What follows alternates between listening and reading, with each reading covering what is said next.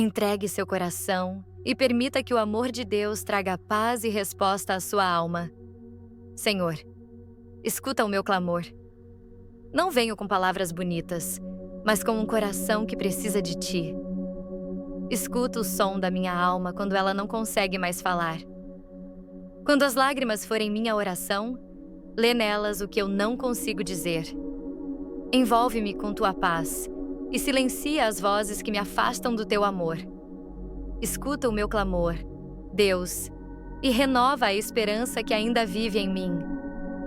Toca no que está ferido, restaura o que o tempo desgastou e me mostra que o Teu cuidado é maior do que qualquer dor. Hoje, eu me prostro diante de Ti e confio. Mesmo quando o mundo não me escuta, Tu sempre ouves o meu clamor. Amém.